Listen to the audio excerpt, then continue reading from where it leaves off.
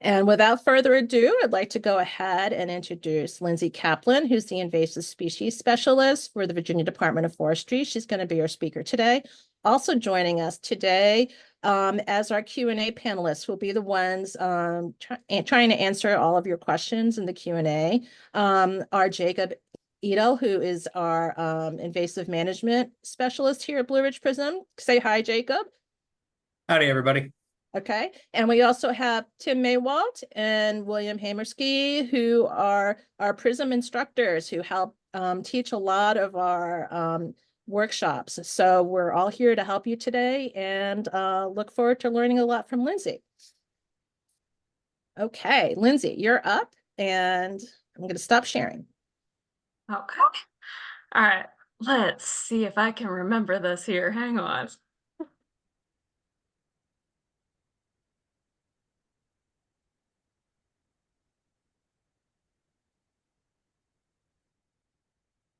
Okay. You seeing that there? I am. I think you need to go in there you go. Looks good. Perfect. Okay, all righty. Good morning, good afternoon, it's lunchtime. Good afternoon. Thank you all so much for having me. I really appreciate all the folks from PRISM. They're great partners. We work with them frequently, and I'm really grateful to them for having me here today. As Rowena mentioned, my name is Lindsay Caplan, and I am the invasive species specialist for the Virginia Department of Forestry. So my specific focus is on plants. We, as a department, we handle kind of any and all things forest health invasive, but I particularly focus on plants. And I spend most of my time on this one particular plant that we're here to learn about today. So I'm really excited to be here and to chat with you all about it. I did want to do a little plug on our program first before I kind of get rolling into the whole world of Wavyleaf.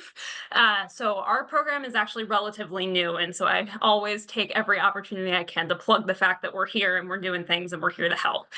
So our program just kind of started last year in 2023. I was hired in February of 2023, and I am the first person to ever be in this position. So we are still in the process of getting kind of off the ground, getting things rolling. This has been my first full year and full season to be on the ground getting work done. So it's been really exciting and very busy.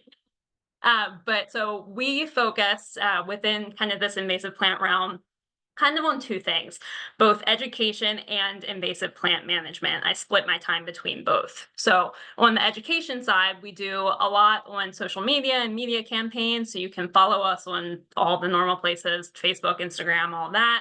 And we also do a lot of great educational YouTube videos that we've been putting a lot of work into on things like plant identification, how to use herbicides, different types of herbicides, lots of different stuff. And we've got more in the pipeline coming out there. And then I also do a lot of things like this, speaking events, talking to the public. I really strongly feel that, you know, you can't care about something until you know that it's there and you know it's an issue. And so I spend a lot of time doing this and trying to tell people about all these things that are going on and get them involved and interested. And then the other thing that I do a lot is invasive plant management. So you'll kind of hear a little bit about it as I talk today, but we do a ton of surveying. We do a lot of treatment work. We're on the ground quite a bit, and we have kind of a collaborative approach. So you'll hear a little bit about that later on, but I feel really fortunate that I get to work with so many different agencies throughout the state, both state agencies, federal, nonprofits. We have so many really great partners that we work closely with. So it is, this in particular is our program, but it really is a group effort and everyone is working together within their programs and with each other. So it's a really cool thing to be a part of, but we are here if you need help. We provide a lot of the same things that the folks at PRISM do. So I am not offended if you go to them. They are phenomenal. But we do provide a lot of the education. If you need help with herbicide, plant identification, anything like that, I'm here for you. I'm happy to help. So let's talk about what we are here to chat about today. Good old Wavyleaf grass. So a little bit of background on it. Wavyleaf grass, known by the scientific name Oplismenus undulatifolius, also known folks from Maryland that I saw that were kind of chiming in might know it as Wavyleaf basket grass. Here in Virginia, we just call it Wavyleaf grass, but either or, it's really common to have a bunch of different common names for the same plant, which is why we use scientific names. But this was a plant that was first found in Maryland in the 1990s. There are kind of mixed records. Some people say 96, some say 97, but somewhere around there, it was first found in Patapsco State Park. We have no idea how it got there. We are still not entirely sure how it ended up there. There were a couple different theories, but most likely we'll probably never know how it ended up there. What we do know is kind of where it's from. We still don't know specifically where it's from, but it's from somewhere within like the Southern Europe and Southeast Asia kind of region, somewhere in there. We hope that one day we'll know, like we can actually pinpoint exactly where it came from. But clearly not from here. Some strange way it ended up here, and it found its way into Patapsco State Park. I'm actually from Baltimore County, so I saw a bunch of you in the chat that were in Baltimore County. Hi. And I, very early on in my career, like 8 or 9 years ago, vividly remember being in Patapsco State Park, and it was the very first time I ever saw a Wavyleaf, and just being blown away that just by the sheer quantity of it, it was the only thing there. It went on for miles and miles and miles and acres and acres and acres. It was literally the only plant on the forest floor. And if I had known 8 or 9 years ago that this is where I would have ended up, I just kind of seems a little kismet. But I very vividly remember seeing it then, and knowing what it can turn into fuels so much of what I do in Virginia, because I don't want so much of our state to turn into what I saw in Patapsco 8 years ago. So it was first found in Virginia in about 2003. Again, there's a little bit of confusion around the date, so it may have been 2004, may have been 2005, but we think it was 2003. And the first place that it was found was within Shenandoah National Park. That's not really surprising, and we'll get to why that is a little bit later. And then ever since then, it has just kind of slowly but surely been spreading throughout the state. So what we have here is a map of the kind of current range within Virginia. So it is clearly, in Maryland, where it originally started. We've got a ton of it in Virginia, but it has also been reported in other states, including West Virginia, Pennsylvania, North Carolina, and Delaware. There are like a few questionable reports from other states that I don't think have been confirmed, like New Jersey, but it is definitely slowly but surely starting to spread. But the majority of it is currently in Maryland and Virginia. We are absolutely the hot spot. In Virginia, right now, it is known in at least 30 counties. I think it might be like 32, maybe. This county map on the bottom that I borrowed from our friends over at the Department of Conservation and Recreation was updated this year. And even since it was updated earlier this year, it has been found in more counties. So it was found in, I think Essex and Middlesex aren't on this map, and it was found in both of those. So it is moving a little bit. And then the map above it, we've just got all those different points that you can kind of see where we're seeing a lot of the population of it. So by looking at the map, you can kind of see the population is mostly focused in Northern Virginia. So makes sense, right, as it's coming down from Maryland. So it's mostly up there, and it's kind of focused in like the Northern Virginia, like over to the Appalachian Mountains, and then down to like the 64 corridor. That for a really long time has been where kind of the main population is. That's where we see just so much of the volume, where it's not just like one population in one spot, it's tons of different populations in lots of different spots.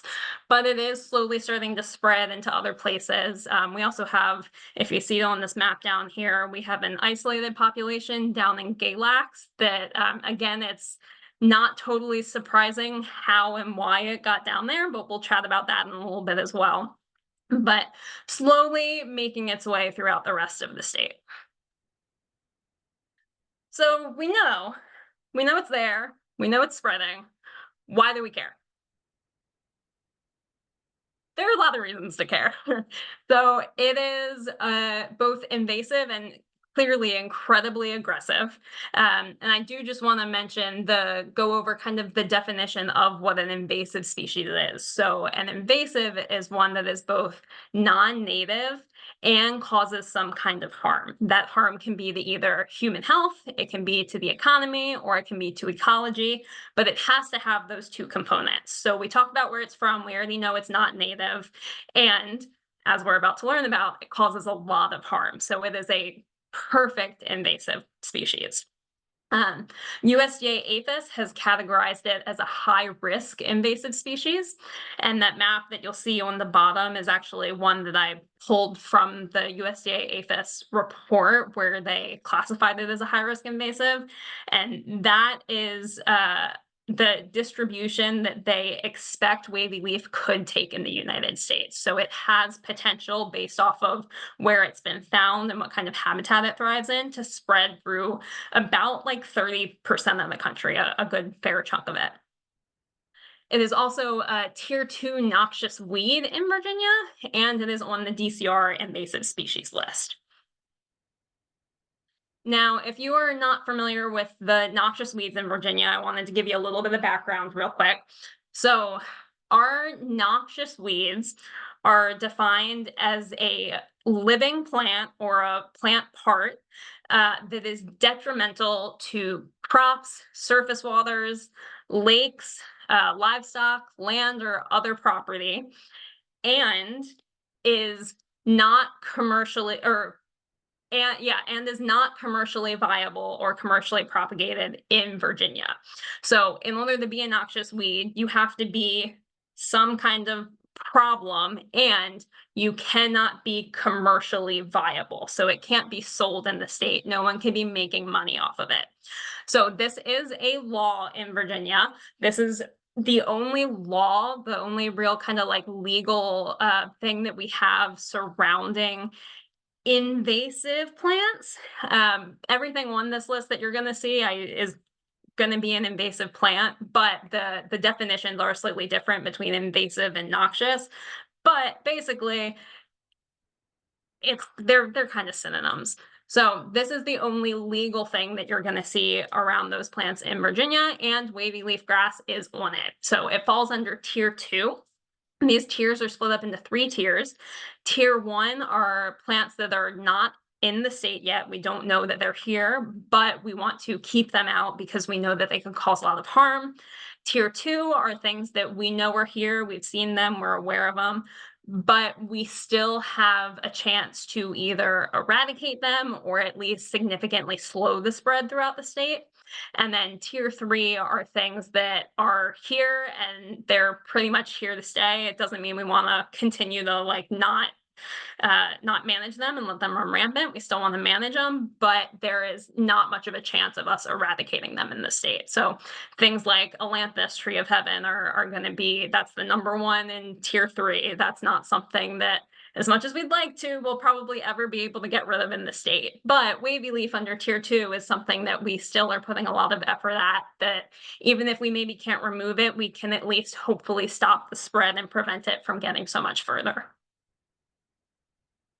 And then another great resource that I had mentioned there, and I want to make sure you're aware of, is the Virginia Invasive Plant Species List. This list is managed and updated by our friends at the Natural Heritage Program at the Virginia Department of Conservation and Recreation. This list is not legally enforceable. So unlike that noxious weed list, this is not law. It is just for educational purposes only. But that being said, it is a great educational tool, and this is really the authority on what is invasive in the state. Because the noxious weed list can't have something on it that is commercially viable, there are a lot of things that are considered invasive or might be considered harmful, but they're still being sold that can't make it onto that list. So just because it's not on the noxious weed list does not mean that it's not invasive. This is the list that you want to check for seeing if something is an invasive species or not. But like I mentioned, wavyleaf is on both of these lists, so we know it's a problem. We are well aware. So what is the problem? What's the issue here? Well, As you've probably seen in a couple of the photos I've thrown up so far, Wavyleaf forms monocultures on the forest floor. It will absolutely take over everything. It spreads like mad. It outcompetes all of our native species. Something that we're really concerned about here at the Department of Forestry is that it is thought to prevent forest regeneration because it just, again, it carpets the entire forest floor. Nothing else can get in there.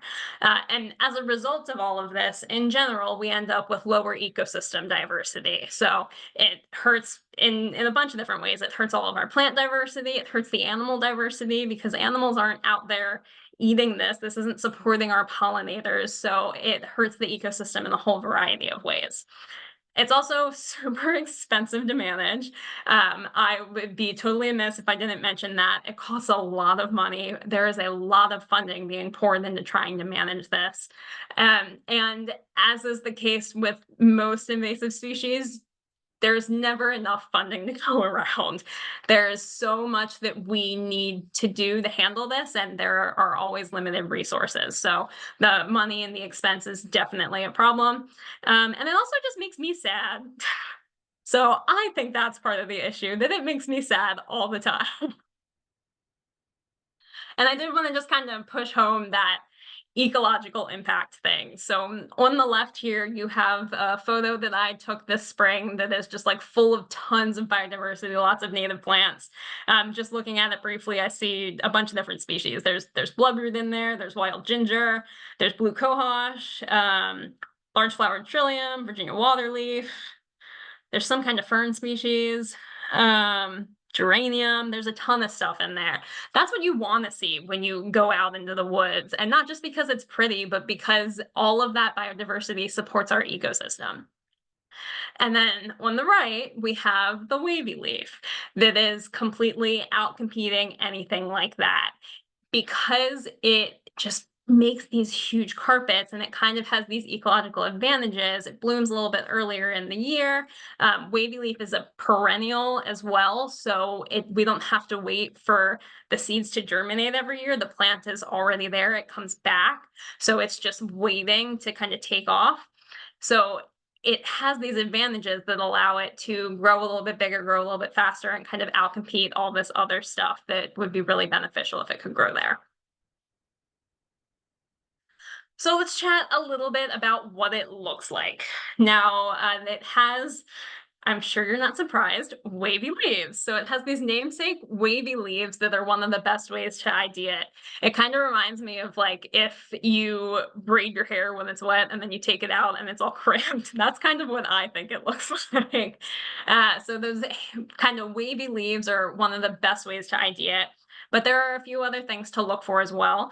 The next biggest one is those super hairy stems. So even in this photo, you don't have to look very close to see that they're very, very hairy, and it's going to be hairy all up and down the stem. Also, another thing to look for is at like the structure of the leaves themselves. So if you look at these, you'll see that the leaves attach to the stem, but they do not fully encircle it. And that's going to be a key point a little bit later on when we're talking about differentiating it from other species. And then one other thing that I wanted to mention, if you look at that photo there, is that you see a pretty big plant above the ground, but there's also a significant portion of this plant below the ground. So they have really, really extensive root systems. So you'll see this one of my technicians holding the plant there, and you'll see there's one more leaf kind of underneath their hand, but basically everything underneath that leaf is going to be root there. And you'll also notice all of the nodes on that root. Wavyleaf will kind of root at those nodes, and it will send out new plants from those nodes. So it's not out of the ordinary to pull up a piece of wavyleaf from the ground and you end up with like way more stems than you thought you did because they were all attached underground. I wanted to show y'all kind of what it looks like throughout the year as well, because sometimes when you just see a picture of a plant at one time of the year, it gets a little bit harder if you see it in a different time of the year to know for certain if you are looking at the same thing. So this is a picture that was taken kind of earlier in the year. Wavyleaf typically emerges in like around May. It might be moving earlier, but we do typically see it emerging around May-ish. And even when they're small, you'll notice that you can still see that they've got these hairy stems and these very, very wavy leaves. The leaves tend, at least I personally think, that they look a little bit wider when they're really young, but then they'll start to kind of elongate as they get older. But if you look real close on like the right-hand side of this image, you can even see there's like one leaf that is emerging from the ground there. But that stem, even though it's really small, that stem is still hairy and that leaf still is wavy. So as they get bigger, then they'll start to look at like this, which is more of like the typical picture that you'll see when we're talking about wavy leaf. This is normally what you would see in like June or July. What historically we've been seeing is that the plant kind of emerges in May and then looks like this through June and July and starts seeding in like mid to late August and September and continues to seed throughout the fall. But what we have actually been seeing over the last couple years is that seems to be changing a little bit. So while you would normally see this in June or July, I am actually starting to see some of this as early as I recorded my first seeding, like flowering and seeding wavy leaf in the last week of June this year. So seems to be that like the phenology might be changing a little bit and we're seeing some different things there. So don't be surprised if you see it flowering or seeding a little bit earlier. Now, as a grass, the flowers aren't super showy as, typical in grasses, but you can see them with your naked eye if you're just kind of looking at them. They will produce these long awns. So you'll see those little things kind of sticking out of the seed there. They'll flower, and then that flower will kind of turn to that seed, and that seed will just stay on the stem right there. And then I do think it's important to note that they will persist into the fall and the winter. So these are not the best images. I apologize for that. But the image on the left, you can kind of see there is that one wavy leaf. It's actually two. There's one on the right-hand side and then one kind of curved on the left-hand side that are sticking up there. And you can see those awns coming out, those long pointy things coming out of the stem. And it does have those little seeds still stuck on there.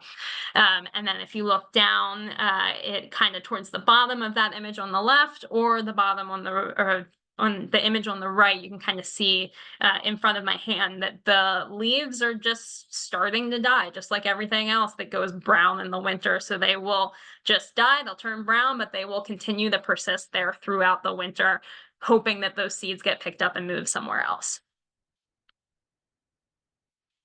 So we have talked a little bit about the seeds, and this is kind of where I feel like it all starts to come together.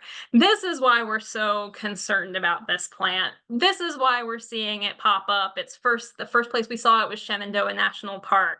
The place that we saw it pop up down in Galax was along the New River Trail State Park. This is why. So wavy leaf, each plant will produce, as we saw here and here, each plant will produce a bunch of seeds on its own. And those seeds are actually sticky. They produce like this kind of sticky goo. It's not just like a burr, and if you've got like a burr stuck on you, it'll stick to your clothes, but you can kind of brush it off. This is like a glue. It is incredibly sticky. It will stick to your clothes. It will stick to your shoes. It will stick to your gear, to your bike tires. It'll stick to your pets. It'll stick to wildlife. And so what happens is that people or animals go into these places that are infested and they walk through it and they pick up all these sticky seeds.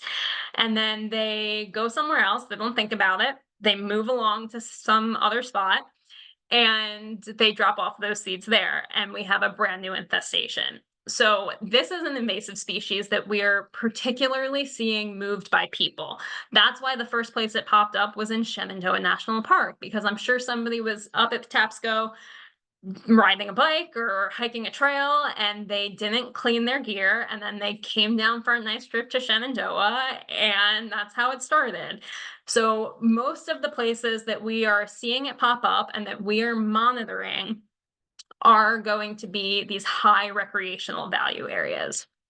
And if you go back to this map there and you kind of think about it in that context, it makes a lot of sense. So what do we have in Northern Virginia? We have, number one, a ton of people. We have a massive population up there, and we have a lot of people that are recreating in places like Shenandoah, places like George Washington, Jefferson National Forests. We've got some of that up there. The Appalachian Trail goes through there. We've got a bunch of national battlefields up there. We have state parks. We've got state forests. We have WMAs. We have local parks. And we have all of these people that are moving it around. So this is really, really something that we are trying to get the word out about, is that this is kind of on us more than a lot of other invasive species might be. And because of that, we also have the ability to prevent it in a lot of ways. So one thing that is important if we are trying to ID it is knowing what it looks like and knowing what it doesn't look like. So let's chat about lookalikes. So in this picture on the left, we have Wavyleaf in the middle. And then on the left-hand side, we have Japanese stiltgrass. And on the right-hand side, we have Arthraxin hispidus. It's known by common names like carpet grass or joint grass. It has a couple different ones. Those are all ones that people will commonly kind of consider to be a lookalike. On the right-hand side, I have a picture of just Japanese stiltgrass there. And one of the biggest things when you are looking at them to kind of tell the difference is that you'll notice on the stiltgrass that down the middle of the leaf, there's kind of like this silvery white mid-vein. You will see that on stiltgrass. It's super noticeable. You're not going to see that on wavyleaf. Other things to look for are that stiltgrass is not hairy. It's not going to have those hairs all down that stem. And in general, stiltgrass is just kind of, it's thinner, it's kind of wimpier, the leaves aren't as thick. When you look at that picture of the two of them next to each other, you can see how much narrower, how much skinnier the stiltgrass is compared to that thick wavy leaf. And then here's some more of that carpet grass there.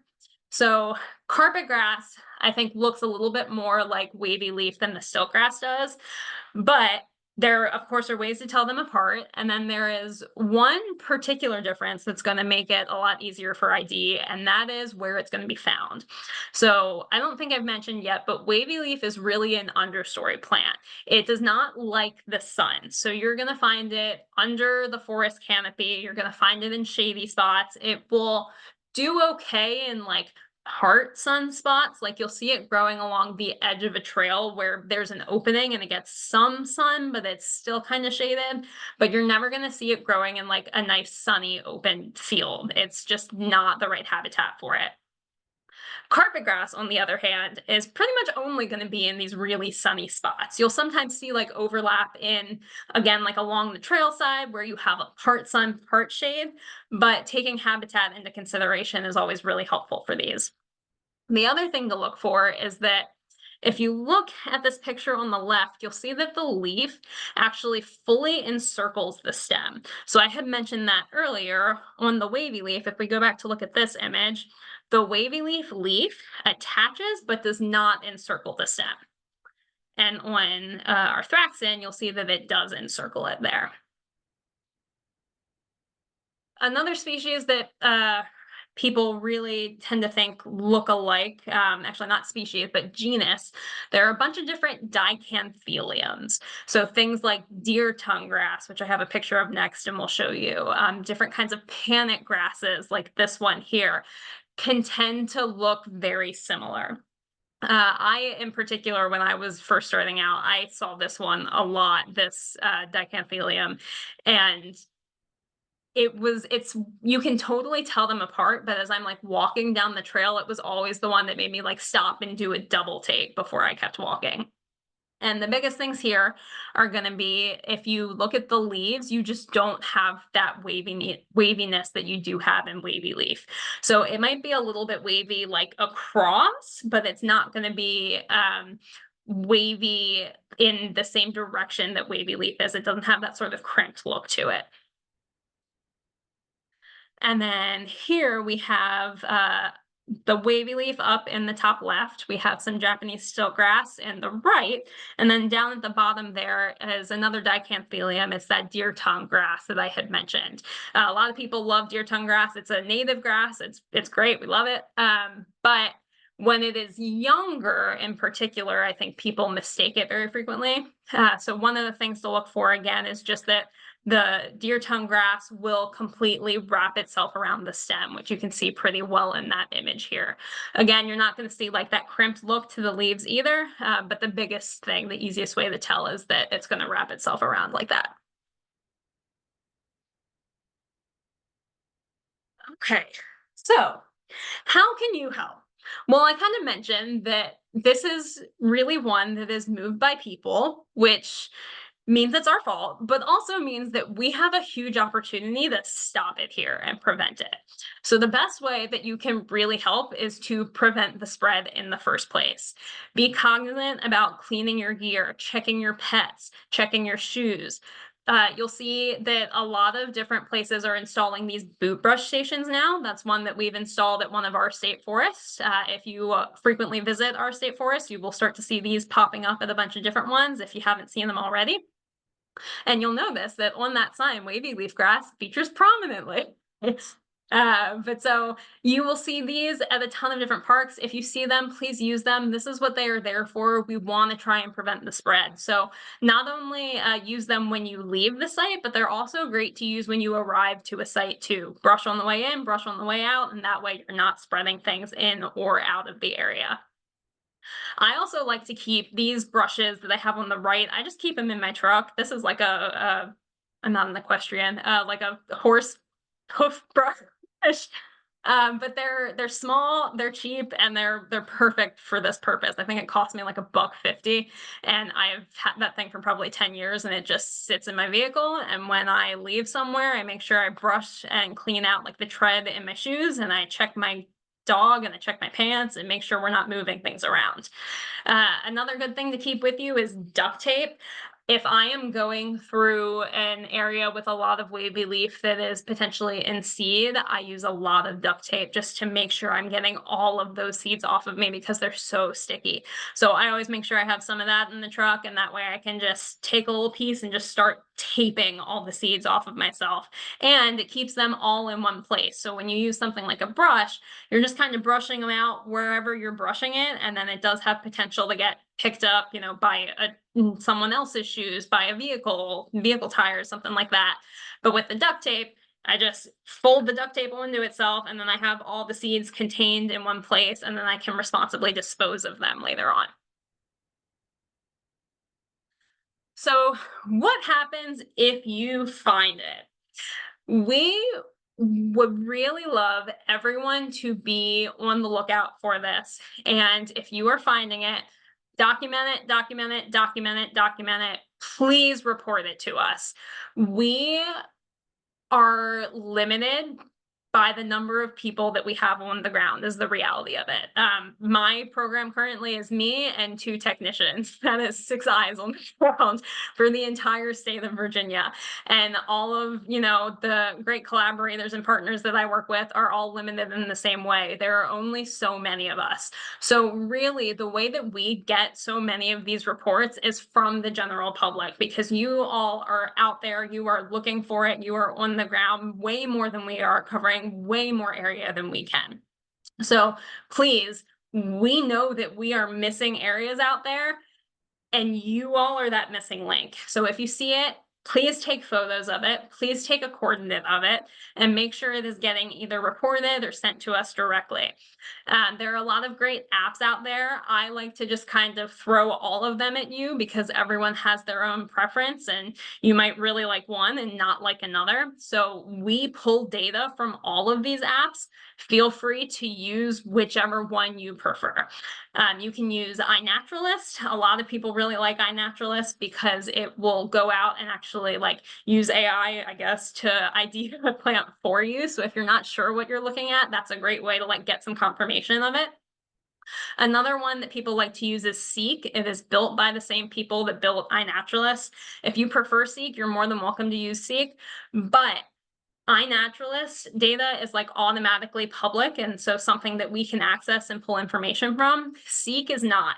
So if you're going to use Seek, my request is that you go into your settings, and there is a way to actually make it public.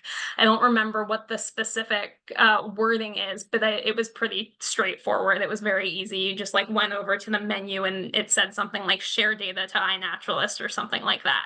And as long as you check that, we can access that data. You can use Seek if that's your preference, and it will still help land managers on the ground. Another good one that people like to use is EdMaps. We really love EdMaps. EdMaps you can use both on like the desktop if you prefer doing it on the computer, or they do have an app that you can use as well. Either works for us, use your preference. The difference between something like iNaturalist and EdMaps is that EdMaps is not going to ID it for you. So you have to know what you found to submit it to EdMaps, and you have to have like some sort of confidence level. Now, what EdMaps does is when you submit something to EdMaps, that report will get sent to verifiers within the state. So for example, I am a verifier within the state of Virginia for EdMaps reports. So when you go on and you submit something to EdMaps, I get an email saying new Wavyleaf grass submission of EdMaps. I can go online, I can review that submission, I can look at that photo and confirm that you have indeed found the right species. And so that way, your report has actually been verified by an expert within the state, which is kind of cool. Another one to mention, it's kind of a newer one, is called WildSpotter. This is one that you will find being promoted on all of our state forests. So I would highly encourage you to use this if you are going out to our state forests. You can use it in other places, but you would have to go in and like create your own wild place to do that. We do have another program plug. We do have a video on our Department of Forestry YouTube channel showing you how to do that. If you're interested in that, you can go check that out and it'll walk you through it. But WildSpotter is kind of like a combination of iNaturalist and EdMaps in the way that it kind of gives you more information about the plant, so you don't have to be completely confident because it will teach you about it. It's not going to completely ID it for you like iNaturalist will, but it will teach you about the plant that you're looking for. The other thing that's really cool about WildSpotter and EdMaps as well is that they're both specifically for invasive species. And so if you are getting really interested in invasive species, you want to help land managers like myself. If you download WildSpotter and go outside, it's going to tell you the target invasives that I might be looking for on our state forests. It's like a list of like 15 or 20 species, and it will tell you everything you need to know about them right there in the app, so you can learn how to ID them. And then if you see them while you're out on one of our forests, you can report it right there. It's super, super helpful. And again, it's just another app to throw at you. Everyone has their preferences. Use whatever you like. We are going to get the reports either way, so whatever you like is totally fine. The other thing that you can do is just report it directly to us. My email will be at the very end of this presentation. You can also submit it to this email on the slide here, which is just our general Forest Health Department email address for the Department of Forestry. Or you can submit it to our partners directly. You can submit it to anyone at PRISM. You can submit it to our pals at like DCR Natural Heritage. As long as you are submitting it somewhere to someone, we all work really collaboratively. We're going to find it together. All right, so how do we get rid of it? I'm really sorry to drop a bomb, but the recent research is that the seed bank can last at least 9 years. So we are looking at a long-term fight here. This is unfortunately not very easy, but the earlier you catch it and the earlier you start working on it, the easier it's going to be. So There are really three kind of different methods that can be used to treat this. One is going to be just hand pulling it, and then the other two are both going to be herbicides. But hand pulling is actually a fantastic method. You don't have to get herbicides involved, which can sometimes be confusing. You can just go out in your free time and pick it as you're able. It's really, really effective. Just make sure that you are getting all of the roots. I kind of mentioned that they have these really big root systems. So just do your best to, instead of like pulling it from the top, like pull it from the base and kind of slowly try to get all of that root out of there. And then if you pull it, just go ahead and double bag it and remove it and dispose of it. That way it's not going to continue to like spread throughout the area.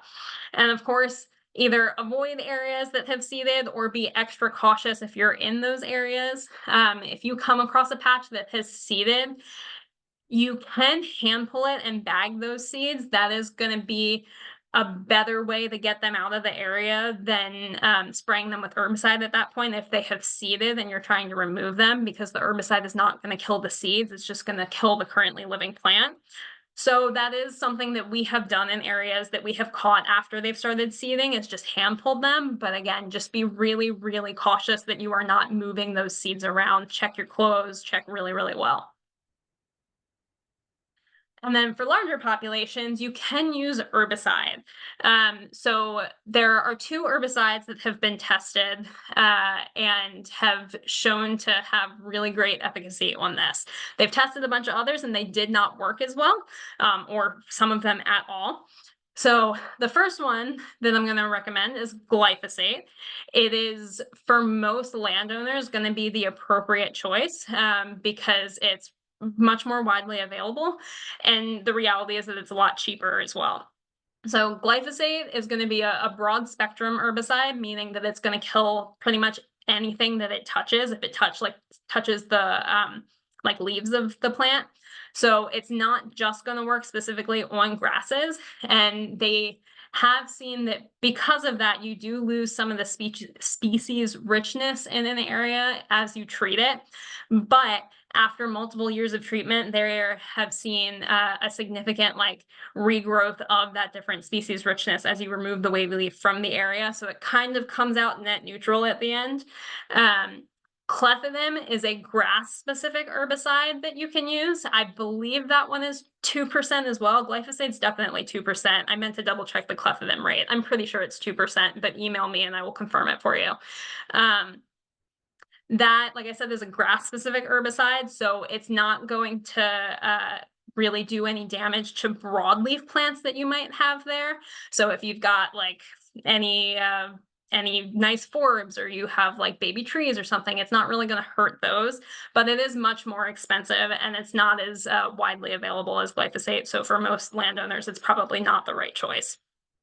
Make sure that you use an appropriate surfactant if there is not one already in the mix. That's something you can go ahead and read your label and you'll find on the label. Again, if you need help, excuse me. If you need help, send me an email. And be sure to always read the label on that herbicide before you use any kind of herbicide. The label is the law. You do have to follow it. It's going to have all of the information you could possibly need on it. Everything from like emergency numbers, what happens if you spill it, what happens if you spill some on yourself. It's going to have information on PPE or personal protective equipment that you are legally required to wear when using the product.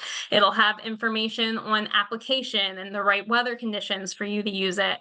It'll have information on how to actually use the product, how much of it you should use, all of that stuff. It has literally everything in the label. So be sure to read it in its entirety and to follow it as well. You're also going to want to, with either treatment, if you're hand pulling it or if you're using herbicide, you're going to want to follow up. 2 treatments per year is best. Normally what we have been trying to do is to do some herbicide treatment like early in the year in June and then come back and hit it again. So what we think we have maybe been seeing, because as I mentioned earlier, it's a perennial, is that we get the plants that were already there last year growing a little earlier in the season. And so if you treat right away, there is a chance that you might hit all of those plants that are kind of regrowth, but you might not get the ones that are germinating fresh from seed that year. So if you hit it twice, hit it in June and July or June and August. That way you can be sure that you have hit anything that pops up in the meantime, and you can go back and hit anything that you've missed. It does not take missing much to continue to have that seed bank. So we definitely want to make sure we're being thorough with it. And again, avoid areas that have seeded. Like I said, these herbicides are not going to do anything to the seed bank itself. So if it's already seeded, it's probably not worth treating this way at that point. And of course, please only treat land that you either own or you have written permission to be treating on. Do not treat anywhere else, please and thank you. And then kind of to wrap up, I just wanted to talk a little bit about what we are doing in Virginia. This is something that is on all of our minds. We are all working on it. So there is a large group of managers that has been collaborating together to kind of slow the spread of this in Virginia. When I started in my position in the beginning of last year, we kind of found that everyone had little bits of info about things like where their populations were, what they were treating, and it wasn't really something that was being shared between everyone. So we have worked to make it really a collaborative thing and to work on this together. So we are collaborating on mapping efforts. One of those maps that I showed you earlier was included information about populations from all of these different partners that we're working with. And again, as I mentioned earlier, it's federal partners, it's state partners, there are local government partners, there are nonprofit partners in there. It's a really wide range of people. And if you are a land manager and are interested in being a part of the group, again, send me an email. But we're collaborating on mapping efforts. We've been collaborating on treatment. My team was just out with some state parks folks yesterday working on treatment at a state park. We're also collaborating on greater management decisions as we decide what is worth treating at this point and what is too far gone that we're not going to be able to really continue treating. Unfortunately, I mentioned we have limited resources, limited dollars, and sometimes these decisions have to be made. So collaborating together to decide what the most important areas to treat are has been really great. And then also collaborating on education efforts. I'm here with the folks from PRISM today to do exactly that. So we've got a really cool partnership going on. I'm really, really grateful for it. And then there's also a lot of ongoing research going on in Virginia. So that photo on the right there are some samples that I took of Wavyleaf on some of our state forests that are going to be sent to a professor at the University of Richmond. Carrie Wu has been doing a lot of research on Wavyleaf and just looking at a lot of different stuff. Carrie is the one who found that the seed bank seems to last for about 9 years at least, and has been doing research into the genetics of Wavyleaf and just a lot of cool different stuff. So there's a lot going on in Virginia right now.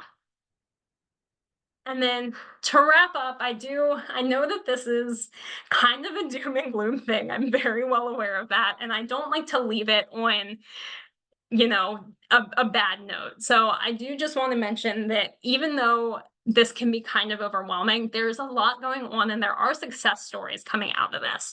So I pulled some of these numbers from some of our notes from one of those last Wavyleaf manager collaborator meetings. So last year there were about 500 acres that were reported as being treated within our group.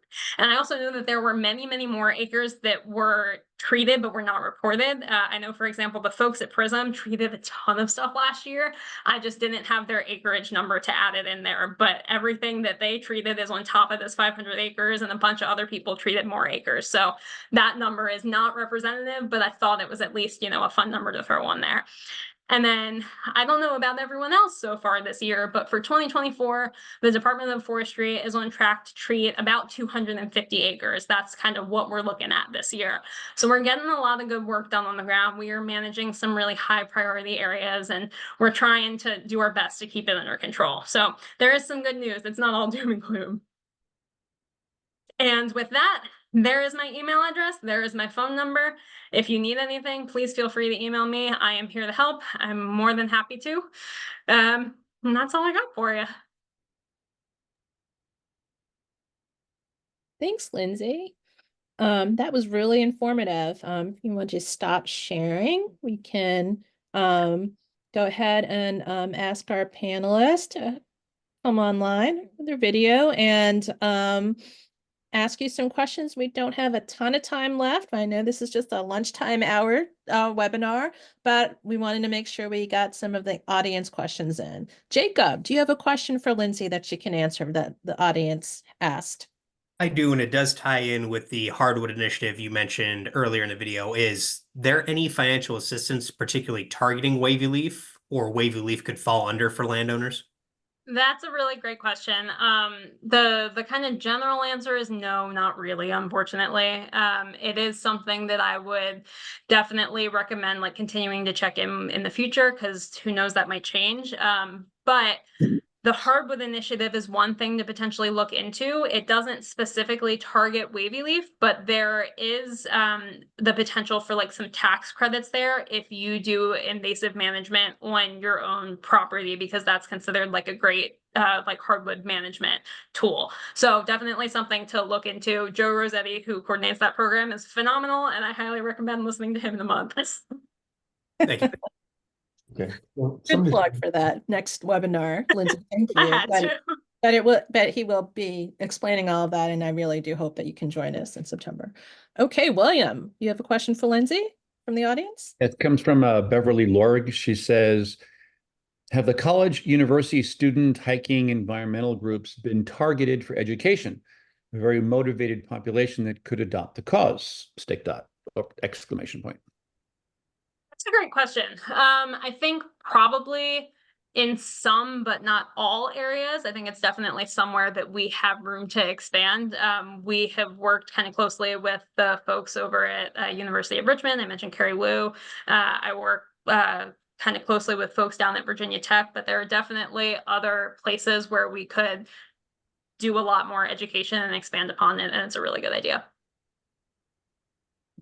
Okay, great. And Tim is joining us next to William.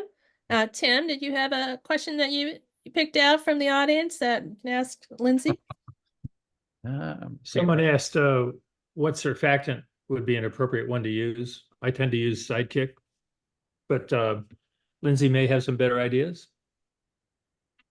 So I can't like recommend a specific product as a government employee, but what I can tell you is that there are a lot out there, and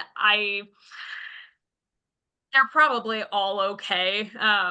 People have their own preferences, but if you have any questions about like specific recommendations, I would probably recommend reaching out to like a company that sells herbicide. They give a lot of recommendations on specific products, but you're probably okay with a large variety of them. And for those who don't know what a surfactant is, can you go ahead and just give a definition? Yeah, absolutely. So a surfactant is it's basically just an additive that you add into the herbicide mixture that you are making. And the surfactant in particular helps to lower like the surface tension on the plant so that the herbicide can penetrate it a little bit easier. So it's something that you add to a foliar spray. You don't necessarily need it if you're doing something like hack and squirt or cut stump, but when you are spraying it on the plant leaves directly, you want it in that foliar mix because it helps adhere and kind of sink into it a little bit easier. Right, thank you. Jacob, do you have another question that you picked out? I did. I was just making sure and none of it had been answered already. So I think that one had already been answered. I guess this one was the palatability to grazing animals, particularly sheep or goats, if that's a viable answer or a mitigating factor potentially. That's again a really good question. As of right now, I'm not aware of anyone knowing if they will eat it or not. If anyone else knows, feel free to chime in, but I am not personally aware. We do have some Wavyleaf in a transect that we are trying to get treated with goats. So it was something that I was really curious to see if they will eat that. So to be determined, but at this moment, I'm not sure. Okay, and there's a really good comment from Beth Mizell, who's joining us today in the audience. She is our former executive director, to make sure that the surfactant is approved for use around water, because a lot of times they're not, and you don't want to pollute the water that might be near the wavy leaf grass. So keep that in mind. William, do you have another question for us? Yeah, one more. This is a good one. Has anyone experimented with pre-emergence for wavy leaf? Yeah, there were some that were experimented with. I know they did some testing with like oust, and I think a couple others that I'm not going to remember off the top of my head, if I'm being honest. But they found that they were not successful as far as Perennial. they were not successful in reducing cover. I don't know if it was more so that they were not successful in like killing the plants themselves or preventing like re-emerging, but when they were used, they were not found to be successful. It was a study that came out of Towson University. That's because it's a perennial, not an annual kind of. Yeah. Tim, do you have another question for us? Nope. Okay. How about Jacob? Do you have any? Looks like we got a bunch that came in just recently. Ooh, let me double check that panel. Fire. Let's see. Oh, that's red fire. That's a good question about fire, actually. Has fire been labeled as any form of successful halt or treatment option? I know it can reach into at least some layer of the seed bank. That is another really good question. And if anyone wants to go get a master's degree and study it, I would support it. I have heard kind of whispers of both from people on the ground that have just kind of been anecdotal things. I've heard some people say, no, it makes it worse. And I've heard some people say, I think it might actually make it better, but there's nothing concrete that we have found as of yet. It is something that has kind of been on our mind. I know that like some folks at Natural Heritage were interested in going out and seeing some of the areas that burned with those wildfires last year, to seeing if they noticed any difference, but I'm not sure if they had gotten out this year yet. Got it. Okay, William, last question. Bring us home. Okay. So here's, I was thinking about this one question. Who would win, Japanese stiltgrass or We wavy always get a leaf? stiltgrass question. And the other thing I could think of, the only Wavy leaf. analogy is that who's going to win? Either your accelerator or your brake. You know, if you push them both down at the same time, who's going to win? So it's kind of like the similar question. Who wins the Yeah. Super Bowl? The NFL. So what do you They think, Lindsay? have done like some research into that, and I don't remember what I think the conclusion they came to was like not totally like kind of inconclusive. But they were continuing to research it as far as I'm aware. Again, I think that was coming out of Towson University. But one thing that is worth mentioning is that because stiltgrass is an annual and wavy leaf is a perennial, that sometimes you'll hear people say that like wavy leaf is worse than stiltgrass. And I think that's kind of why that is said, because it has that extra little advantage there that stiltgrass doesn't have. But they're both, pick your poison. Right. That's a good way to put it. Well, thank you. I'm just going to go ahead and share my screen again. We are at the end of our webinar. I want to thank Lindsay again for joining us today. That was really informative, and I know we all learned a lot about wavy leaf.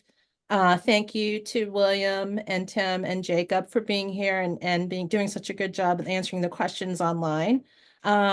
Just want to point out that if you have any questions for us, you're always welcome to, of course, email Lindsay as she shared her contact information for you, but also to email Blue Ridge PRISM at info@blueridgeprism.org.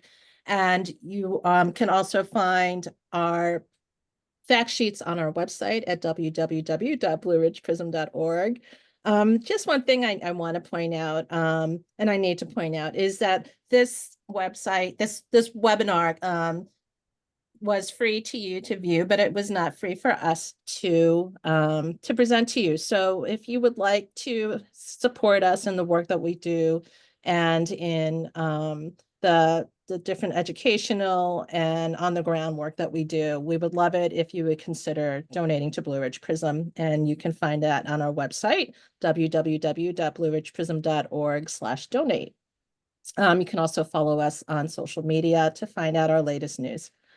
Thank you so much again for joining us today. And once you come out of this webinar, a short survey will pop up, and we always love to have you fill that out just because it helps us know what you want to see next and what we could do better. So please it'll take 5 minutes of your time at the most to take a moment to take that survey and help us out for future presentations. Really appreciate that.